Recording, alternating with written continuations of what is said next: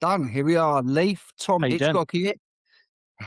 You beat me to it. How are you Uh, doing? Very well, thank you. As good as can be on a cloudy London morning on a Tuesday, but I'm all good. A cloudy London morning, so it's the last day of winter coming up for you guys.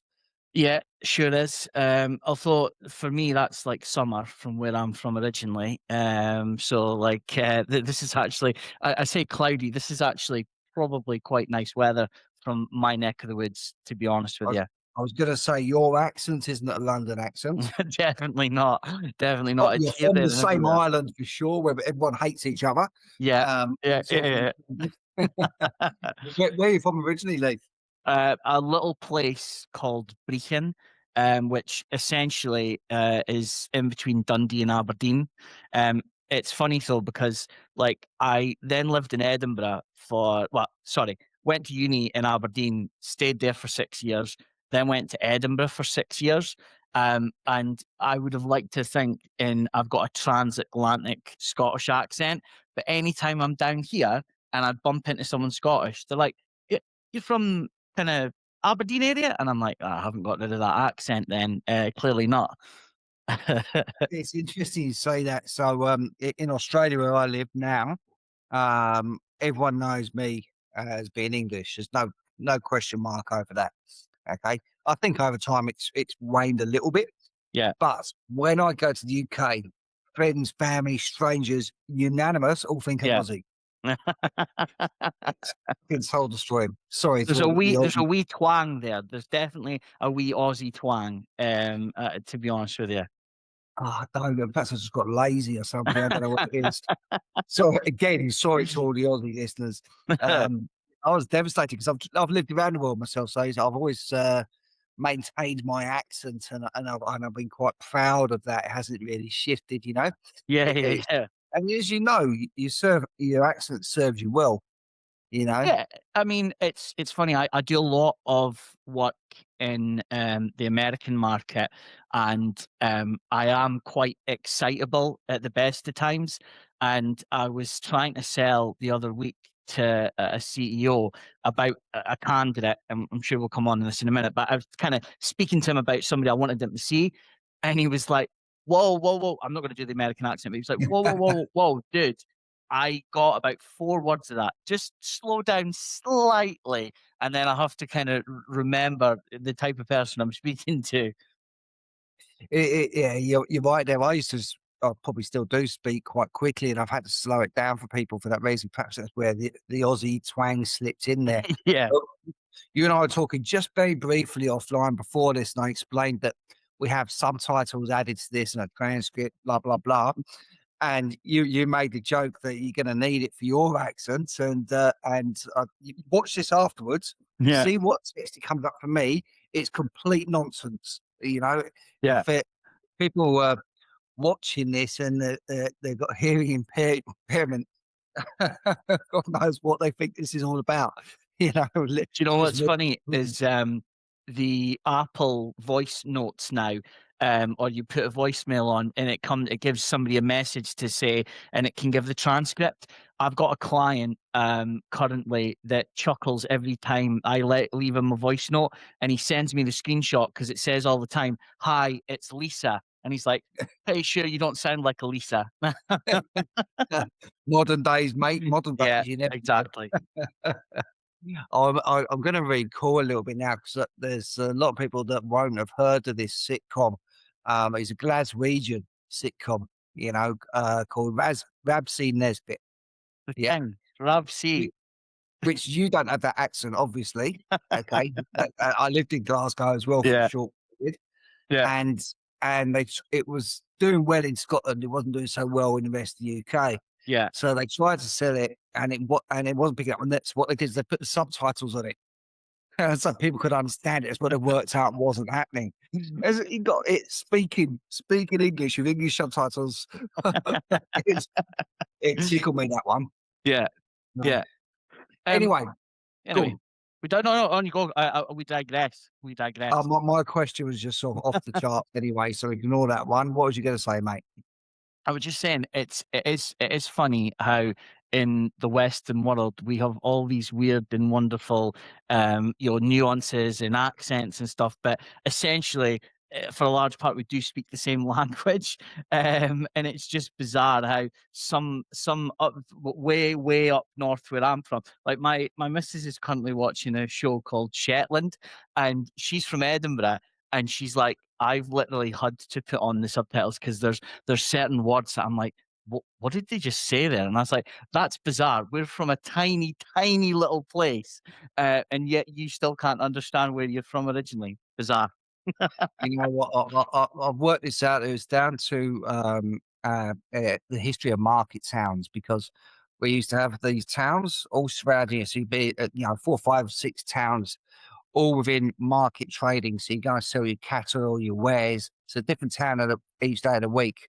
Hmm. And the way people knew you from the different towns, she had a slightly different dialects, and maybe every 10 miles there's another little town or village or whatever.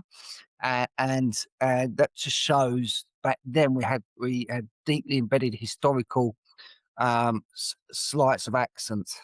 Okay, so when you got Scottish English and you got Rummy, Scouser, blah blah blah. Yeah, But when we really break it down, it changes every 10 miles. yeah, yeah,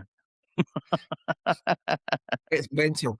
So anybody coming in from outside trying to pick that up, good luck to you. yeah, So anyway, actually, I'm going to lose this. So you touched on this, and we don't really know each other. So, but you mentioned a bit of recruitment earlier. So yeah. I was doing recruitment. I started my recruitment career in Glasgow, Bothwell Street, Wow. which I mean, there's character building to say the least.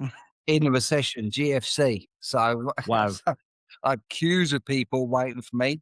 The M folder, because it was folders of paper CVs then, Yeah, was yeah, yeah, full. I was like, can we just do something about this? I've got no other party alphabet used up, you know. That is a nightmare. But I had one of my clients at the time was Royal Mail. Okay, so I put a load of people in there for Christmas. It's snowing and no one wants to do anything. Spike in work. hmm And the people that were getting cleared, no disrespect, were not Scottish. Okay, if someone's stolen the Mars bar as a kid, they can't work for Royal Mail. But yeah, all yeah. students from overseas and that, they had a clean record, so that they were taking them on. And we got a complaint from Royal Mail because none of the people we sent could speak good English. Right. And I was like, no, and then we had hundreds of them. They've literally so many, but I'm like, no, accents, yes, English is good. It was okay. And we looked horns for a little bit. I thought, right, listen, give up. I'm going to go on site. I'm going to go on and check this out. So I went in on Yeah. site. I said, show me your induction. hmm So they come in, they'd sit them all down and they'd talk about, you know, fire escapes or whatever. It was the lady doing the induction had such a broad accent. Their English was perfectly fine. It was more males that was no good. I was like, I can't understand what you're saying. You know, I'll never forget that. And then when they realised, that's our fault. Yeah, well, they've got used to her accent over time. Yeah. That is bizarre. Honestly, it just blows my mind that the accent thing can still be a perplexing thing for everybody. It's one of those things. I'm sure I'm looking to move over to the US next year with the current company I'm with, and I'm trying to slow everything down slightly off the back of that conversation that I had just mentioned to you there as well. It's going to be an interesting time. Sometimes I get the same thing. Oh, you from Scotland? I've got cousins in Ireland. And I'm like, okay. And they're like, do you know them? I'm like, nah, I don't, but please tell me. It's you get the kids over here asking if you know the Queen and stuff. Love it. Um, Love it. so anyway, so you're in recruitment. The US is a big factor for you, and you've got Yeah. stuff to go in there. So tell us a bit about your day to day, who you are now. So look, I am a rec to rec. So essentially, I'm not good enough to recruit an actual industry. I recruit recruiters. That's how No far on comment. the No totem. comment. That's how far on the totem pole I am on the grand scheme of things. The man behind the man behind the man behind the man, or the women, to kind of be more political. Yeah, look, I've been in the recruitment space for 15 years. I actually had hair before I joined, and I was 3 stone lighter. So think about that for all these newbies that want to get into recruitment. You could look like this. But I 13 out of the 15. I've been in senior recruitment to recruitment. Essentially worked my way up to work slightly higher up the food chain and try and cultivate relationships at CEO level, and now getting involved in the PE space. You know, I am a lifer in this space now. I wouldn't know what else to do moving forward. Hi, I've booked this room for. Sorry. It happens, mate. It happens. It's usually, just so you know, Yeah. it's usually my dog snoring that does the interruption. It um, is. but yeah, sorry, I'm a rec to rec lifer. I wouldn't know what else to do now. Probably I wasn't clever enough. I didn't stick in at school well enough. But like it's been able to take me to London, and all things considered, take me to the US market, which is such a huge opportunity for UK recruiters. And in my space, the market segment is so like little that, I mean, there's only a handful of people that do what we do. The rest are kind of one-man bands. But if you think about the sheer size and scale of North America, there's a huge opportunity. So hopefully, as we've said, that the accent travels well, and people might resonate with the work that I do as well. It's interesting you say that. Have you been to Australia? No, my cousin lives in Sydney, and she's got her kids and everything there. She just says it's the most brilliant place in the world, and we should go over. And yeah, I maybe one day. Well, look me up when you do. But Absolutely. there's an abundance of British and Irish recruiters here. They all live in Bondi. They all do IT recruitment. Um, and it's a bit like the Aussies in Earl's Court, all Yeah, doing bar work. yeah. There's this massive cliche. So people think that same thing you just thought with the accent, but Hmm. they come in another bit. So it doesn't always work if everyone's got the same idea. Yeah, well, fingers crossed. Yeah. But yeah, look, I eat, sleep, and breathe recruitment. Probably at my detriment sometimes. Like I think that if you're in the space, you need to give it your absolute all. And the hardest workers naturally should prevail, and that's kind of a mindset that's been instilled in me since I started. I mean, I still pretty much do the same amount of hours that I've done for 15 years. It's probably like how I look old and withered, and I've got grey in my beard now, and because I never used to have grey in my beard either. So, but yeah, look, it's just something that it's a passion as well. And without getting too cheesy and cliche, like one of my first bosses always said that and he was joking, but we were dream weavers, and we were kind of making dreams happen. Actually, if I look at it now, I've got kids myself. Me putting somebody in a leadership role has a ripple effect on their life. Their kids then maybe have a better standard of living. They're able to afford to go to the school that they want. They've got a better opportunity for disposable income, etc., etc. And that's the way I look at it. I mean, look, I like making bonus, I like making commission, etc. But the egocentric person in me still does get a kick out of people saying, Leith, you did actually a good job there. And as cheesy as it sounds, that's the only way I can keep going, because, at its core, we're still dealing with people, and people can be slightly challenging sometimes, shall I say. Yeah, I hear you loud and clear. I talk about this quite a bit with some people.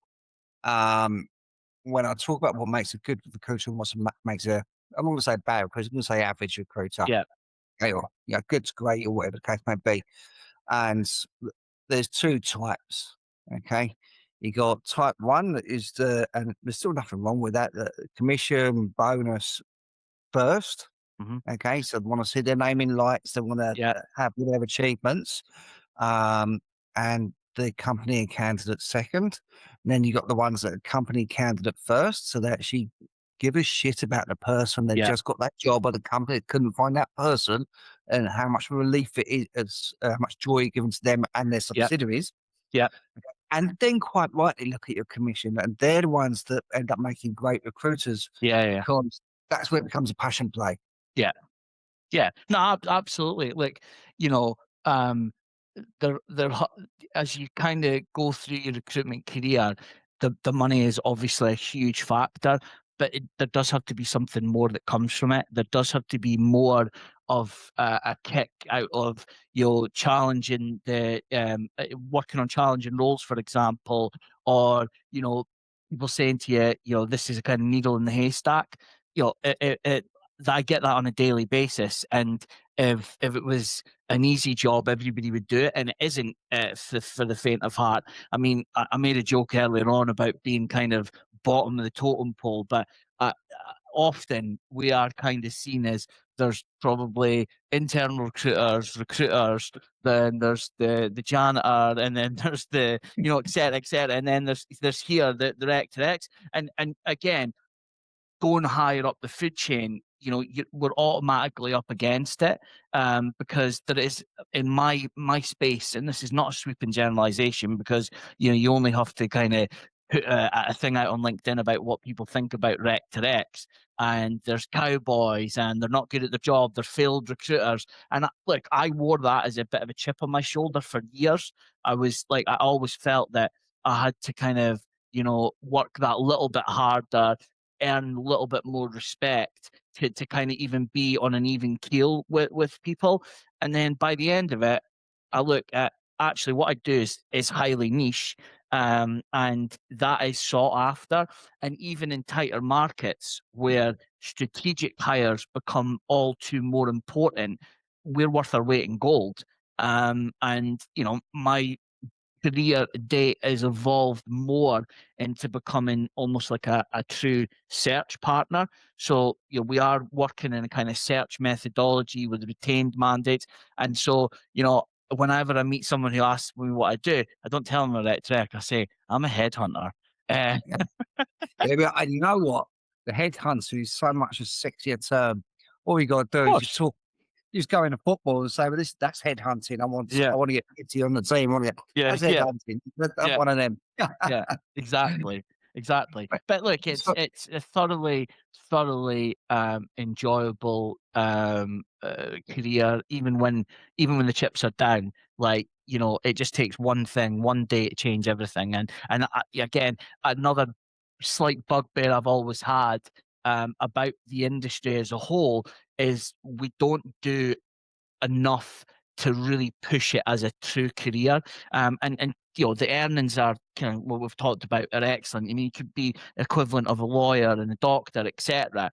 But in terms of kind of what the opportunity can bring, learning business acumen, being entrepreneurial, etc., universities are not doing enough to really push the narrative that this is an excellent career. And whilst I probably wouldn't want my son or daughter to do it,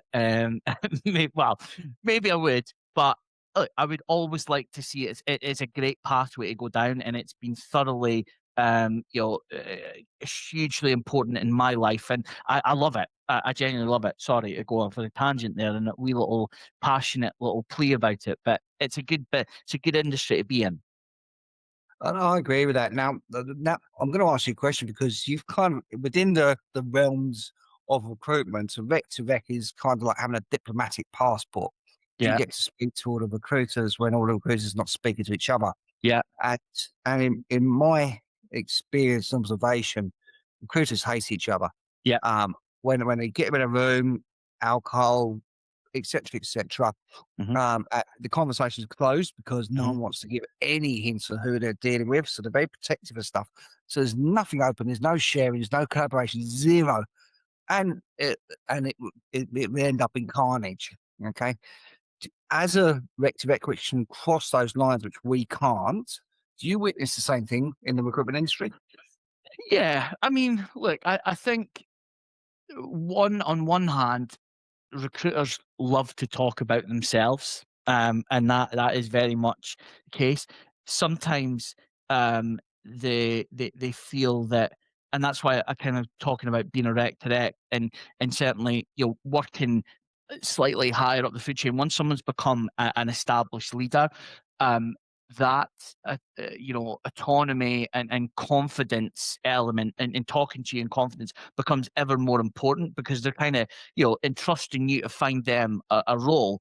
Look, I think naturally there are the recruiters throw shade at one another occasionally, but it's all about how impactful you can be, and it's all about building rapport. Look, it's not in my best interest to gossip about anybody, and I would never ever use somebody to be a door opener or say, such and such has said this about you or anything like that. I would like to think that trust is built both ways, and I want to be kind of seen as a true trusted advisor to both my client and candidate, because that's the only way that I'm going to continue to prosper in this. That absolutely is the case. You can't break the trust as a recruiter because once it's gone, it's gone. That's Exactly. finished.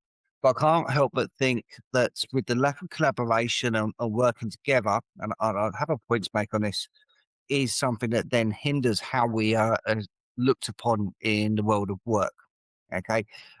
Because a lot of other sectors and professions, they really do share best practice and what have you. And there's pockets of it, don't get us wrong.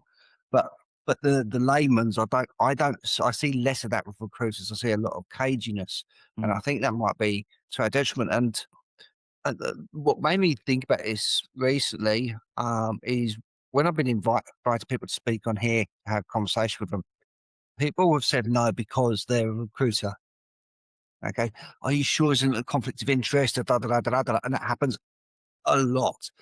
And they can't understand, but you've got a recruitment company. Why would you want to promote me? I don't give a shit. Yeah. I Yeah. want to speak to the person. Yeah. The recruiter's also more than a recruiter. That there's a story behind them, what makes them tick.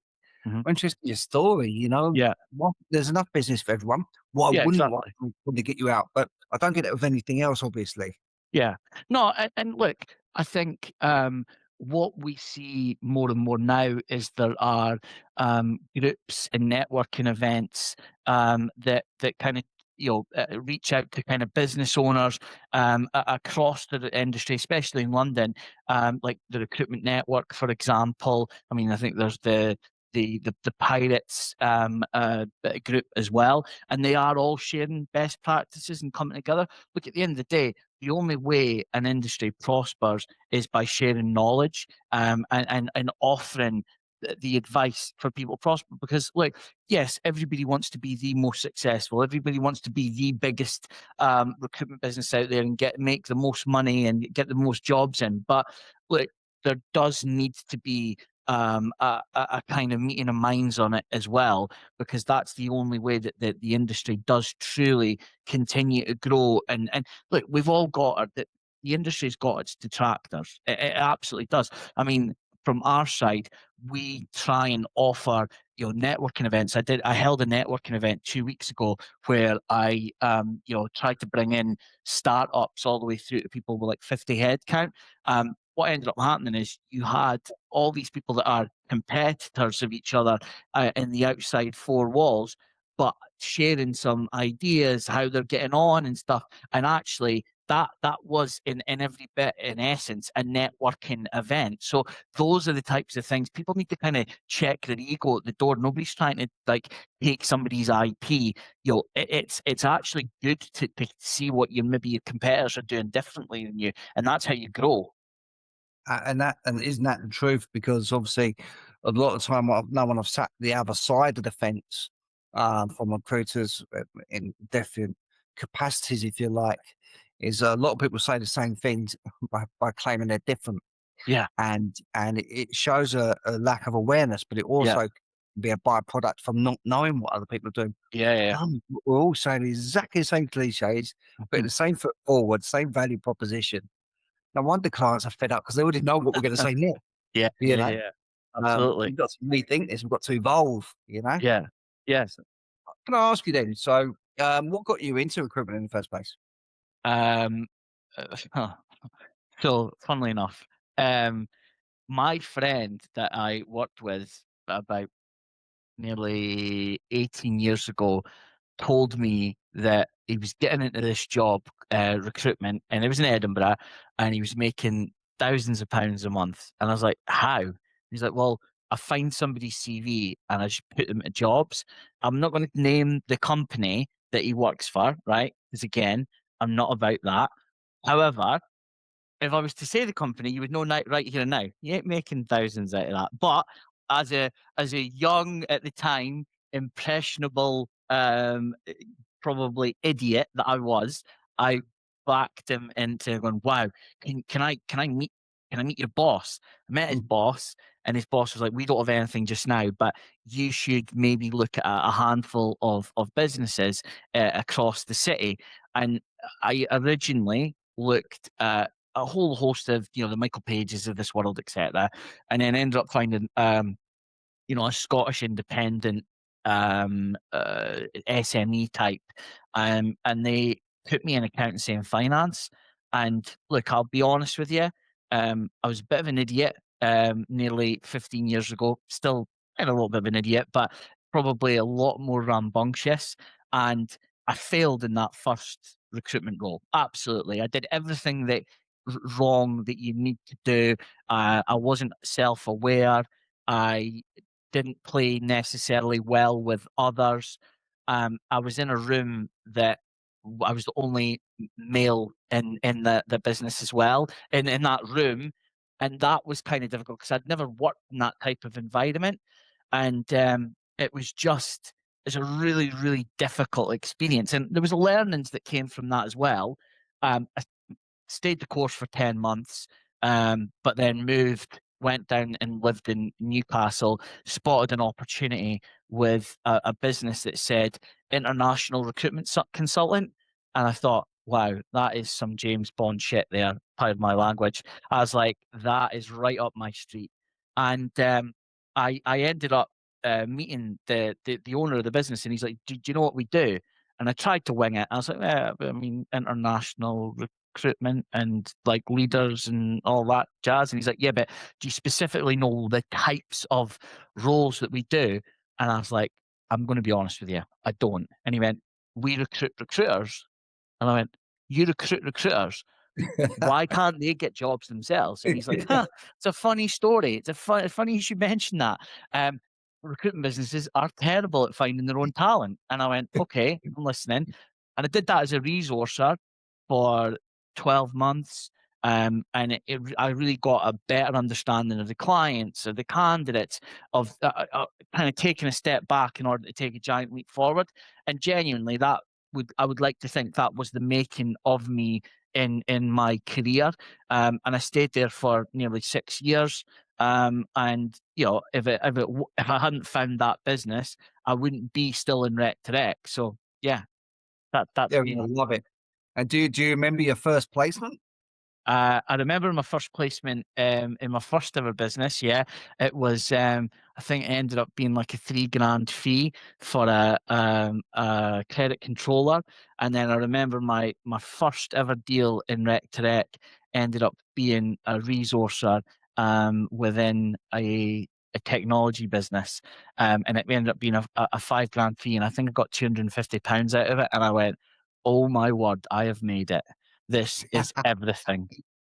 Love it, and we do remember you're like my shared story in this. So my first placement of sorts is a runner essentially, but fixed term in Glasgow was Santa. I played Santa Claus as my first one. It's coming into Christmas. They needed him in the House of Fraser, I think it was, and he come with his little elf, so I've got some extras. And they do the circuit every year, and they have a little bidding war. So my first placement ever was Santa. So that's one, Tom, yeah. I've got a 9:30, mate. Is there any? I'm really really sorry. Very good. Can we catch up and do that other bit Yeah, that's fine. tomorrow or That's this but week? I'm that's sorry for fine. being rude. It's just I thought we'd booked it in for 30 minutes, and I've That's just all had a right. No, Teams no, pop it's up. always going to close anyway. We'll wrap this But up now. listen, yeah, I We'll wrap this really up now. enjoyed this. It's super quick. Somebody wants to reach out to you. How Yeah. should they make contact with you? Best bet is LinkedIn. I'm everywhere. I apologize for all my LinkedIn status updates, etc. I'm notorious. I get into trouble all the time for some of the stuff that comes out. But LinkedIn is kind of the home, or you can get me on my email, which is leith@15west.com. If you are a senior exec within the industry, both in the UK, actually globally, always happy to speak. And I'm actually happy to impart kind of knowledge about what the market has to offer. You know, it's not always about the kind of transactional, placement, etc. I genuinely do love speaking about the market and who's doing who's doing who. That's a bit weird. Who's doing what? So always just happy to kind of have conversations with people. Love it. Brilliant.